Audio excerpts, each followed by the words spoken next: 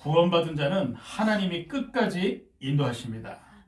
구원은 운명, 저주, 재앙, 지옥, 사탄의 권세에서 영원히 해방되신 것이잖아요. 요한복음 5장 24절에 보니까 사망에서 생명으로 옮겼느니라 라고 예수께서 말씀하셨습니다. 사망이란 영적 상태가 저주, 재앙, 지옥, 사탄의 권세에 있는 상태. 성경은 말씀하고 있습니다. 사망에서 생명으로 옮겼느니라. 생명, 즉 구원이죠. 한마디로 영적 상태가 바뀌는 것이 구원인 것입니다. 저와 여러분이요, 운명, 저주, 재앙, 지옥, 사탄의 권세에서 영원히 해방받았다니까요. 왜죠? 구원받았기 때문에. 그래서 이것이 바로 구원인 것입니다. 모든 사람은 구원을 받아야 됩니다. 남녀노소, 지위, 고하를 불문하고요. 모든 사람은 구원을 받아야 됩니다. 사도행전 16장 31절에 보니까 주 예수를 믿으라 그리하면 너와 내 집이 구원을 얻으리라. 이 놀라운 구원을요, 모든 사람이 받아야 되는 것이죠. 구원받은 자는 하나님이 주신 구원을 최고의 축복으로 여겨야 하는 것입니다. 세상에서 가장 불쌍한 사람은요, 모든 것 다 가지고 있는데 행복하지 않은 사람. 삼성의 전 회장이었던 고 이건희 씨가요, 부와 명예와 모든 것 다 가지고 있었잖아요. 근데 이분은요, 마약을 하면서 남은 생을 보내야 되는 거예요. 웬고하니까, 행복하지 않으니까, 불행하니까. 그래서 마약을 하면서요, 남은 생을 보냈다니까요. 중요한 건 무엇인가 하니까요, 진짜 모든 것 다 가지고 있는데 내가 행복하지 않게 될 때 거기에서 오는 이 허무함과 공허함, 불행은요, 그 누구하고도 비교할 수 없을 뿐만 아니라 아무에게도 말할 수 없는 것이죠. 불행. 구원받았다는 것 자체가 최고의 축복입니다. 건강, 부, 명예 있으면 뭐합니까? 영적 상태가 저주 아래 있는데, 그렇죠? 어느 날 한순간에 무너지게 되어 있는 것입니다. 예수께서 비유로 말씀하셨잖아요. 모래 위에 지은 집과 반석 위에 지은 집. 모래 위에 지은 집은 그리스도 구원과 상관없이 살아가는 인생. 그러니까 부와 명예와 모든 거 다 가지고 있는데 어느 날 이 풍파가 들어닥치게 되면요, 단번에 무너지게 되어 있는 것이죠. 반대로 그리스도의 반석 위에 있는 사람, 다른 말로 구원받은 자는요, 부와 명예와 모든 것을 잃어버린다 할지라도 절대로 무너지는 일이 없는 것입니다. 이것이 바로 반석 위에 지은 집을 가진 자. 그래서 구원받은 우리는요, 하나님께 항상 기뻐하고 감사해야 되는 것입니다. 우리의 조건이 어떤 조건적인 믿음이 아니라 조건이 없다는 것처럼 무조건적으로 하나님께 감사하시세요. 왜죠? 우리가 구원받았으니까. 우리는 저주, 재앙, 지옥, 사탄의 권세에서 영원히 해방받았잖아요. 그리고 하나님이 함께 하시지 않습니까? 이것으로 인하여서 우리가 하나님께 항상 기뻐하고 감사할 수 있는 것이죠. 우리를 억만죄악에서 구원받은 순간부터 운명, 저주, 재앙, 지옥, 사탄 완전히 끝나버린 것이죠. 요한복음 19장 30절에 보니까 예수께서 말씀하셨잖아요. 내가 다 이루었다. 이 말씀 무슨 말씀이죠? 다 끝냈다는 것입니다. 우리의 인생 문제 다 십자가에서 끝내버리셨다. 저주, 재앙, 지옥, 사탄 모든 영적인 문제를 십자가에서 다 끝내버리셨다는 것이죠. 그러므로 구원받은 우리는 하나님께 항상 기뻐하고 감사해야 하는 것입니다.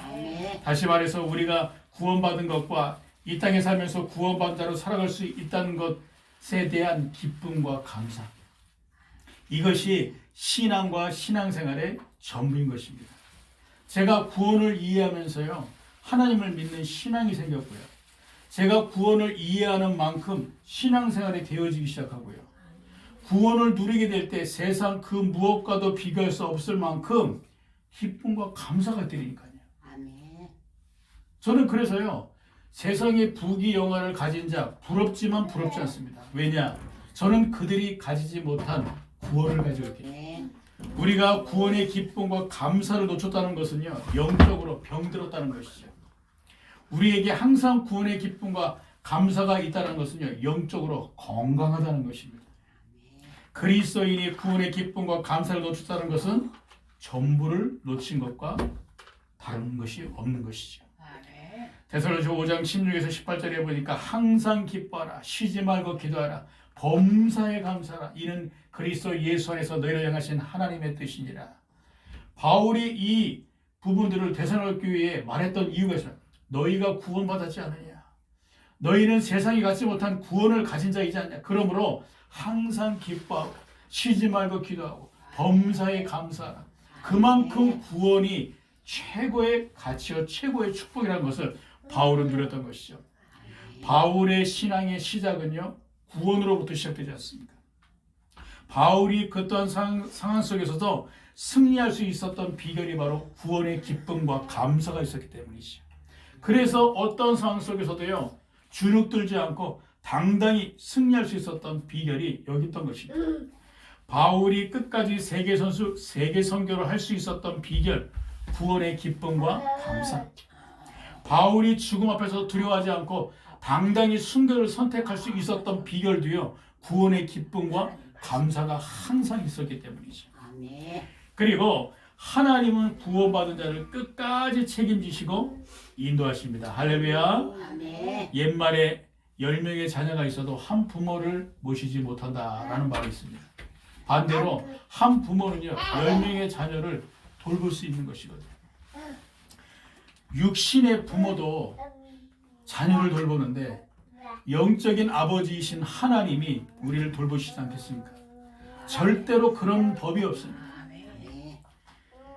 우리는 영적으로 하나님의 자녀, 하나님은 우리의 아버지, 하나님은 우리를 구원하셔서 하나님의 자녀로 우리를 삼으셨고요, 우리가 구원받은 순간부터 우린 하나님의 자녀이기 때문에 하나님이 우리를 지키시고 보호하시게 되어 있는 것이죠.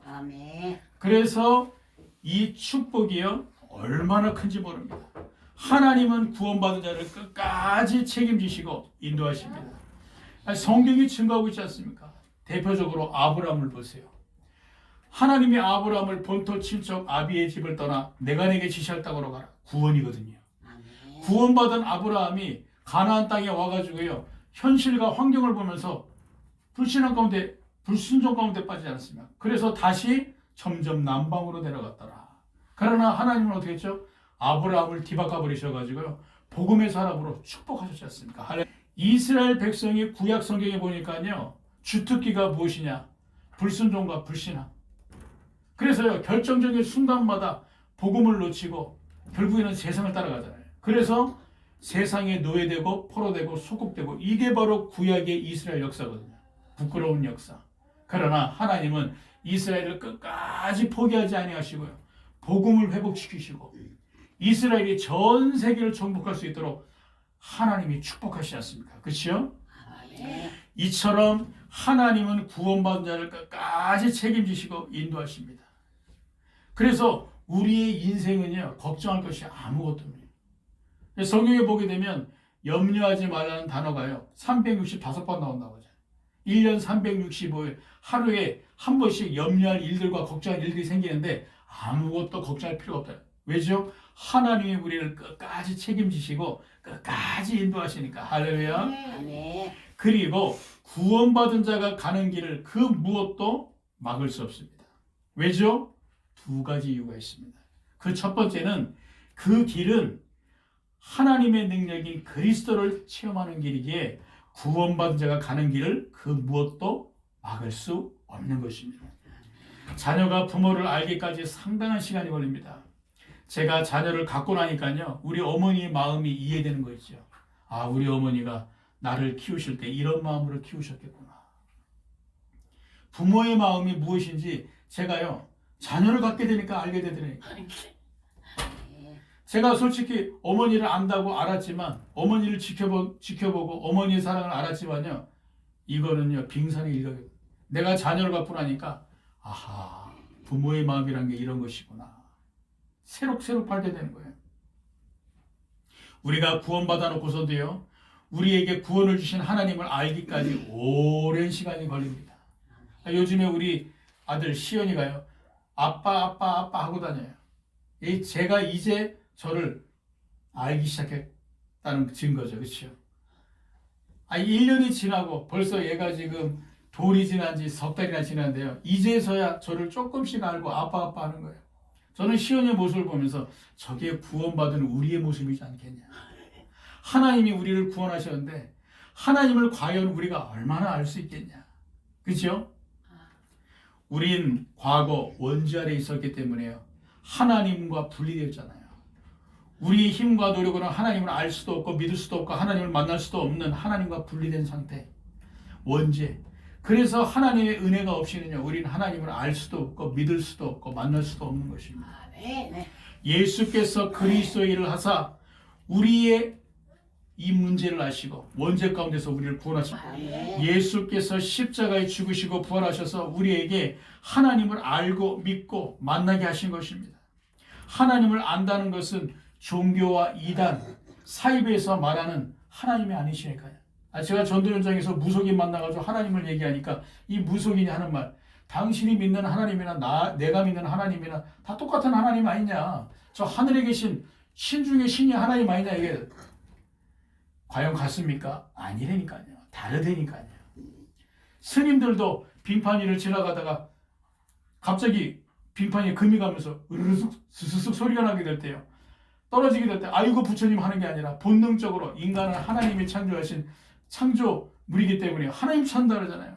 아이고 하나님 한다고 하지 않습니까? 스님도요. 그렇죠? 하나님을 안다는 것은 종교와 이단 사이에서 말하는 그런 하나님이 아닙니다. 하나님은 그리스도를 보내신 하나님이시라는 것이요. 이것이 하나님을 안다는 것입니다. 성경의 구약과 신약이 증가하였습니다. 구약은 하나님이 그리스도를 보내시겠다 약속. 신약은 구약에 약속하신 그 그리스도가 오셨다. 그 그리스도를 보내셨다. 이것이 신약. 하나님을 믿는다는 것은요, 구원을 알고 이해하는 만큼 하나님을 믿을 수 있는 것이죠. 예수께서 그리스도의 일을 하사 십자가와 부활로 우리를 죄에서 구원하셨다는 것을 알게 될 때 그 순간부터 하나님을 믿을 수 있는 것입니다. 그리고 선행, 철학, 노력, 종교가 아닌 오직 그리스도를 통해 하나님을 만날 수 있는 것입니다. 그러므로 하나님의 은혜가 없이는요, 우린 하나님을 알 수도 없고 믿을 수도 없고 만날 수도 없는 것이죠. 저는 과거에 교회 다니면서 10년간 신앙생활을 했습니다. 그런데 그리스도를 몰랐다니까요. 하나님을 알고 믿고 신앙생활을 열심히 한다고 했는데요, 제가 그리스도를 몰랐다니까요. 구약은 그리스도를 약속했고 신약은 그리스도가 오셨다는 것을 기록한 것이 신약인데, 성경 속에서 기록된 가장 중요한 그리스도를 모르고 신앙생활하다 보니까요, 어느 날 한계가 오더라고요. 그러니까 제 스스로 세상을 선택하고 신앙을 등져버렸습니다. 교회를 등져버렸다니까요. 그런데 하나님의 은혜로 제가 어느 날 그리스도를 알게 되었지 않습니까? 하나님을 그리스도를 통해서 알게 되니까요, 하나님은 그리스도의 하나님이시구나. 여호와는 그리스도를 약속하신 분이 바로 여호와. 예수는 십자가에 죽으시고 부활하사 우리의 모든 죄 문제를 해결하신 그리스도의 일을 하신 분이 바로 예수. 성령은 보혜사로 오직 그리스도를 통해 하나님을 알고 만나고 믿도록 도우시는 분이 바로 성령. 우리를 보호하시고 은혜 주시고 가르치시는 분. 이때부터요, 제가 성경이 이해되기 시작하고 세상과 사람들이 보이고 저의 과거가 재해석되며 내가 누구며 무엇을 위해서 어떻게 살아야지에 대한 부분들이요, 깨달아지기 시작하는 거 있죠.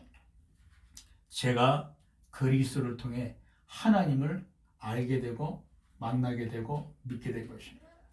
성경 본문의 모세와 이스라엘 백성들이 걸어가는 그 길은 그리스도를 약속하신 하나님을 알기 위한, 호렙산에서 제일 처음 하나님이 모세에게 찾아서 뭐라고 말씀하시죠?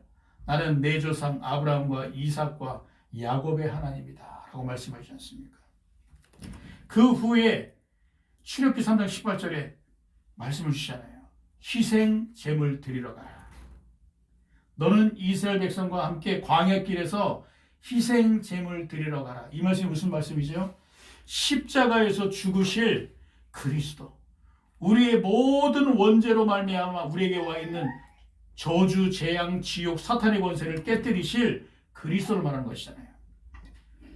모세가 출애굽기 3장 18절에 그리스도를 언약으로 받게 되면서요, 그리스도의 하나님을 깨닫게 된 것입니다.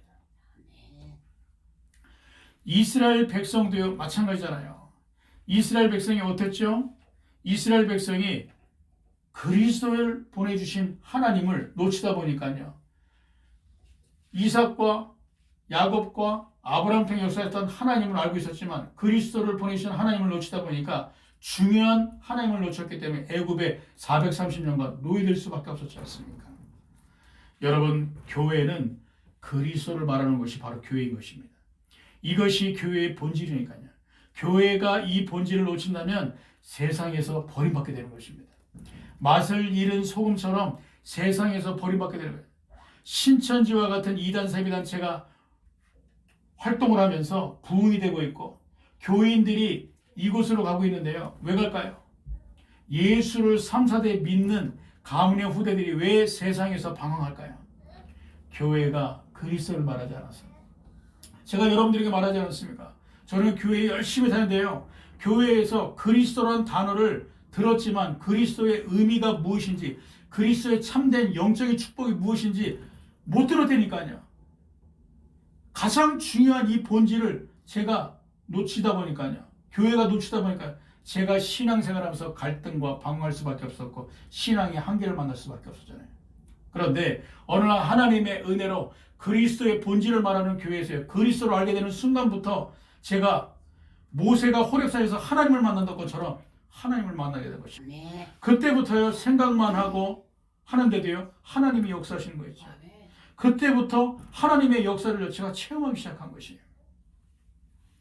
교회가 그리스도를 말하지 않아서 성경 본문에 하나님이 모세에게 애굽의 바로왕에 가서 이스라엘 백성들과 함께 사흘쯤 떠나 희생제사 드리고 오라고 말하라고 모세에게 하나님이 말씀하시지 않습니까? 바로왕과 애굽과 이스라엘 백성들에게 그리스도를 말하. 교인들이 그리스도를 알게 될 때 비로소 진리를 분별하게 되는 거죠. 제가요 그리스도를 딱 깨닫게 되니까요, 세상의 종교가 분별이 되는 것이죠.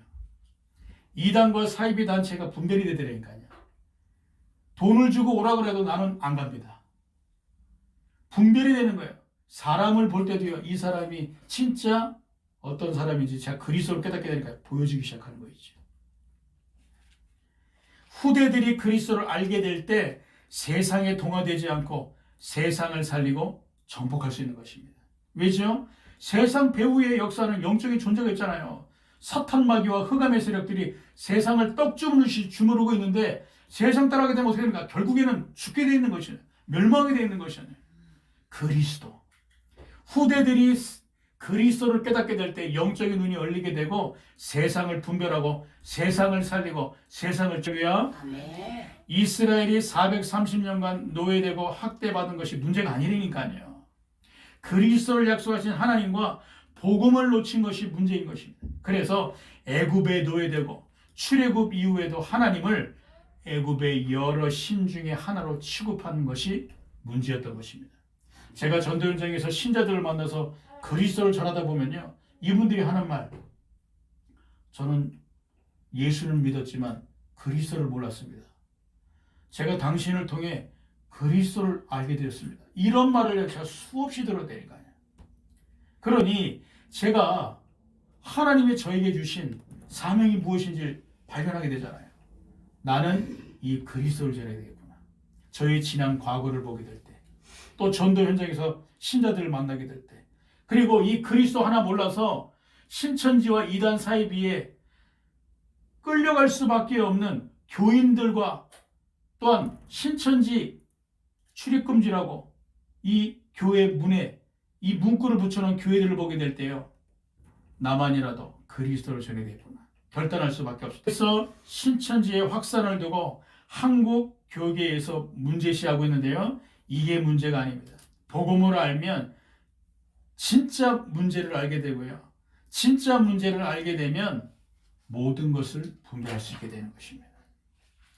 그래서 성경 본문에 하나님이 이스라엘 백성들을 홍해로 인도하시는 것이죠.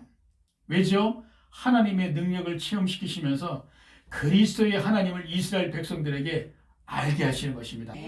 모세가 그리스도를 알게 되면서 하나님의 능력을 알게 되었던 것처럼 이스라엘 백성들에게 하나님이 문제를 주셔서 그 문제를 통해서요 그리스도를 알게 하시는 것이죠. 창세기 3장 15절에 여자의 후손으로 사탄의 권세를 깨뜨리실 그리스도. 할렐루야.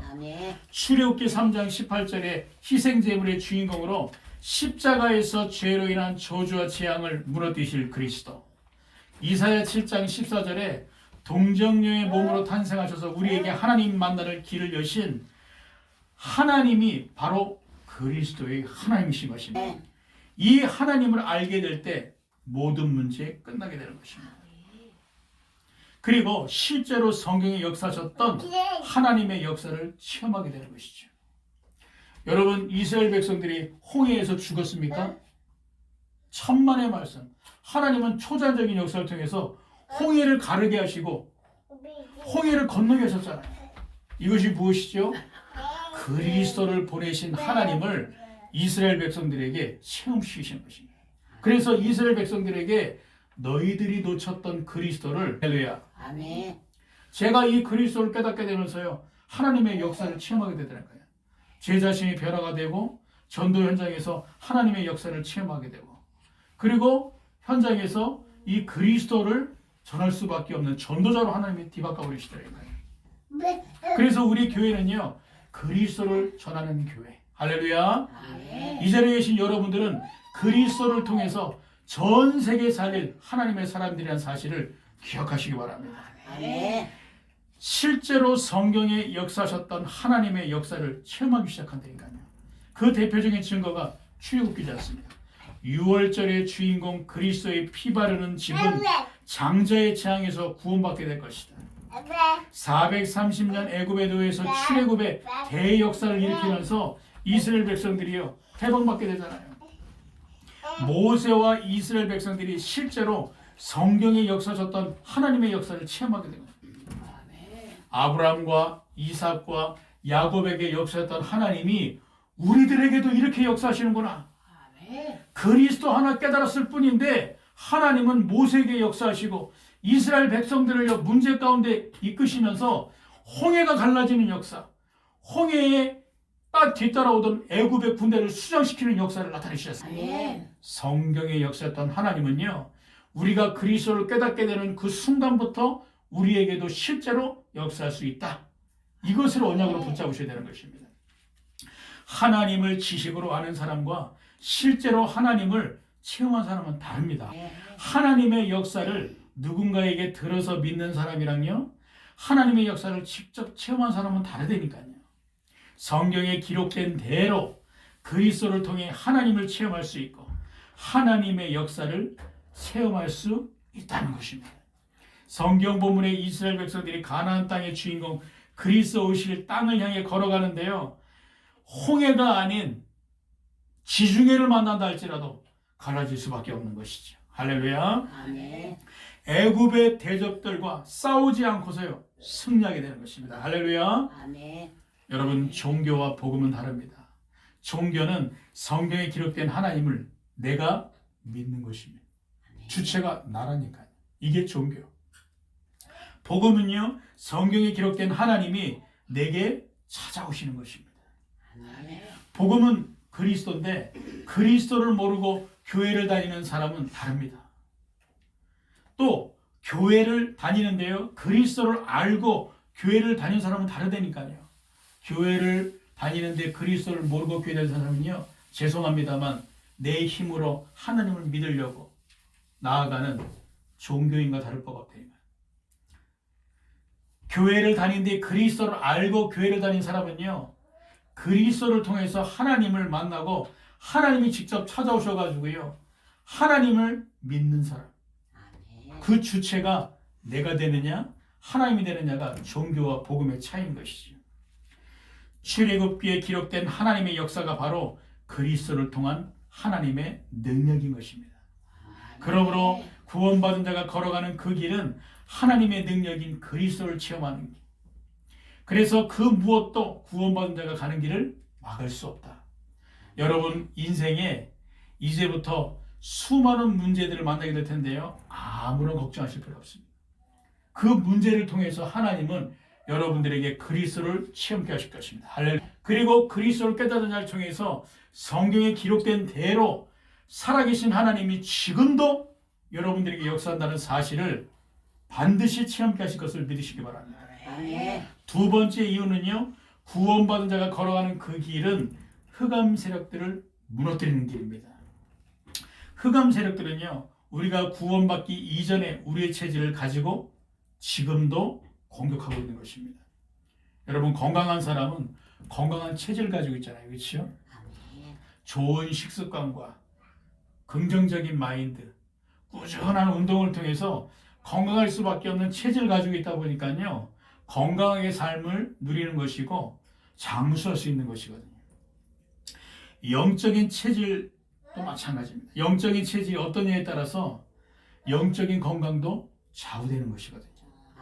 흑암의 세력들은 우리를 누구보다 잘 알고 있습니다. 왜죠? 구원받기 이전에 우리가 영적 신분이 마귀의 자녀였잖아요. 예수께서 말씀했습니다. 요한복음 8장 44절에 보니까 너희는 너희 아비 마귀에게서 났으니, 우리가 구원받기 이전에 영적 신분이 마귀의 자녀. 그래서 이 흑암의 세력들은요, 우리를 누구보다 잘 알고 있다니까요. 우리의 영적 체질이 어떠냐를 잘 알기 때문에요, 결정적인 순간 우리를 시험에 빠뜨리거나 불신앙과 불순종으로 우리를 속이는 것이죠. 그리고 우리를요, 끝까지 따라다니면서요, 우리를 공격하는 것입니다. 그 증거가 성경 본문이잖아요. 출애굽한 이스라엘 백성, 바로가요, 너와 이스라엘은 빨리 애굽을 떠나가라. 두 손 두 발 다 들었잖아요. 그치요? 근데 웬일입니까? 애굽 왕이 다시 마음이 변해가지고요, 이스라엘 백성들을 쫓아가서 다 잡아 죽이라고 하는 거예요. 이게 뭡니까? 영적으로 보게 되면 사탄이 바로를 통해서 역사하는 사탄의 역사를 우리가 볼 수 있는 거 아니겠습니까? 사탄은 지금도 구원받은 하나님의 백성들을요, 끝까지 찾아다니면서 공격한다니까요. 성경의 창세기 3장부터 요한계시록까지 등장했었던 이 사탄 마귀와 흑암의 세력들이요, 지금도 역사하고 있다니까요. 한국 교회사와 세계 교회사에 역사했던 사탄 마귀와 흑암의 세력들은요, 지금도 역사하고 있다니까요. 결국에는 어떻습니까? 출애굽기에 기록된 바로와 애굽 군인들이 이스라엘 백성들을 추격하는 걸 보면서 우리는 중요한 영적 사실을 볼 수 있습니다. 사탄과 흑암의 세력들은 우리를 끝까지 공격하는구나. 이거를 볼 수 있어야 되는 것입니다. 이 흑암의 세력들은 우리의 연약함을 누구보다 잘 알고 있습니다. 그래서 결정적인 순간 그리고 끝까지 우리를 따라다니면서 공격하는 것이죠. 하나님은 그래서 구원받기 이전에 우리의 영적 체질을 복음 체질로 바꾸시기 원하시는 것입니다. 네. 왜냐하면 구원받은 하나님의 자녀가 세상에서 자부심과 자긍심과 자존심을 가지고요, 세상을 살리고 변화시키시기 원하시기 때문에 하나님은 우리의 체질을 복음 체질로 뒤바꾸시기 원하시는 거예요. 그리고 다시는 흑암 세력들에게 종노릇 하지 말고 승리하라고 문제를 통해서 하나님은 구원받기 전에 우리의 체질을 바꾸시기 원하시는 것이죠. 그 방법이 다시 한번 말씀드립니다만 문제인 것입니다. 여러분, 사람이 쉽게 바뀌지 않아요. 사람이 말로 해가지고 바뀌게 되면 뭐가 문제가 되겠습니까? 그렇죠? 사람만큼 바뀌지 않는 게 없다니까요. 그런데 사람의 가치관이 바뀔 때가 언제인 거니까요? 문제를 만나게 될 때. 아, 내가 옳다라고 생각했던 것들이 틀릴 수도 있구나. 내가 가지고 있는 이 가치관이 잘못된 것이구나. 이것을 깨닫고 돌이키는 순간이 바로 문제를 만날 때. 옛말에 소귀의 경읽기란 말이 있잖아요. 그렇죠? 아무리 좋은 말을 해도 못 알아듣는다 해서 소귀의 경읽기다라는 말이 있듯이 사람은요, 어쩔 수 없습니다. 문제를 만나게 될 때 변화를 추구하게 되거든요.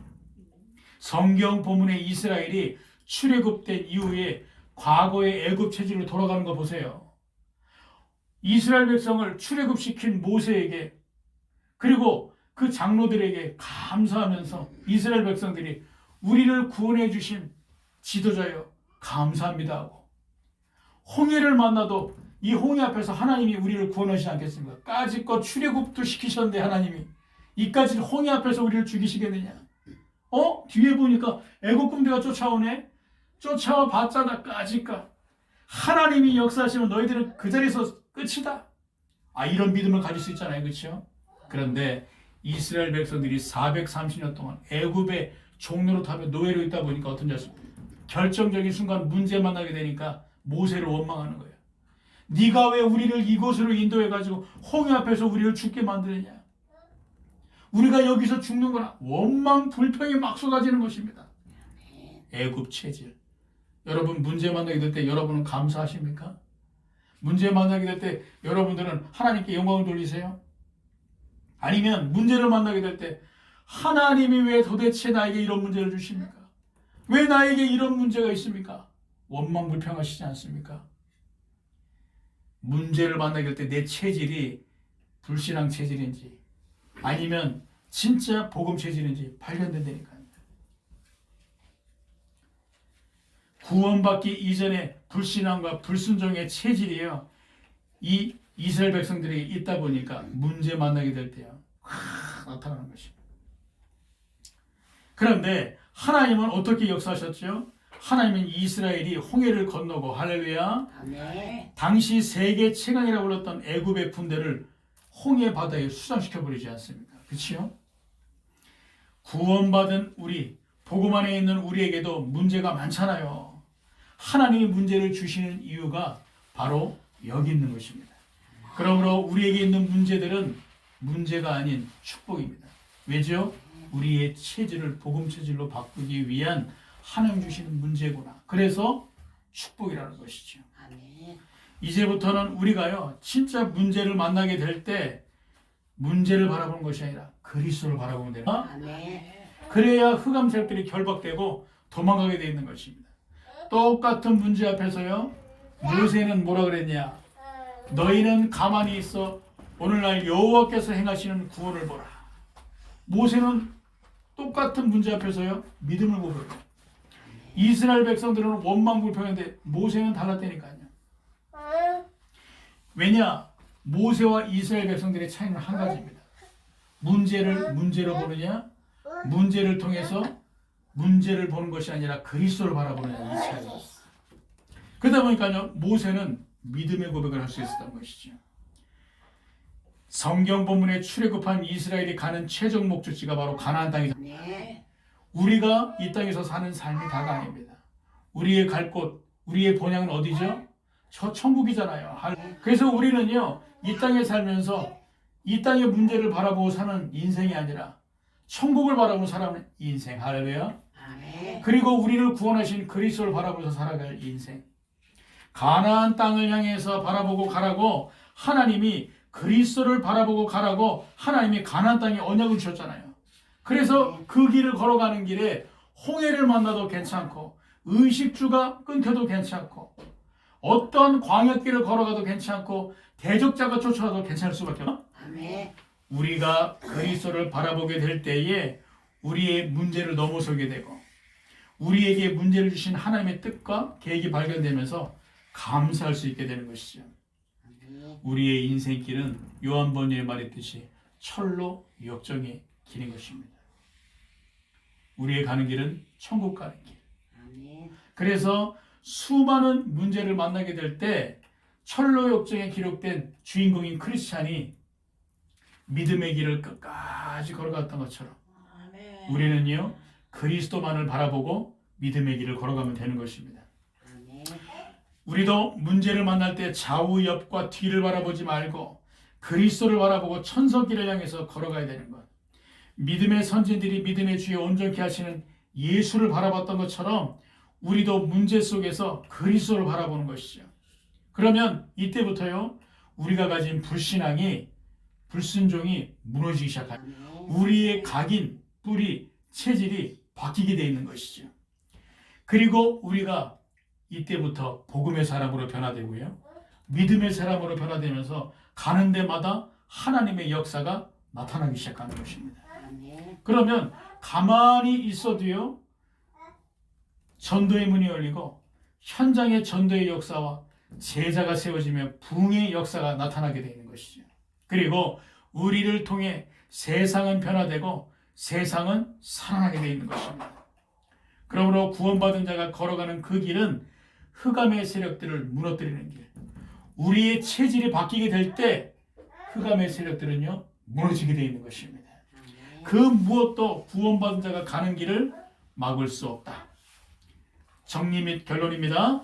우리가 받은 구원의 축복을 최고의 축복으로 여기고 항상 기뻐하고 감사하자.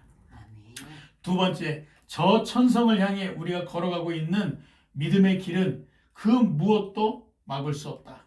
그러므로 우리가 가진 문제를 바라보지 말고 그리스도만을 바라보며 끝까지 그리스도 안에서 믿음의 길을 걸어가자.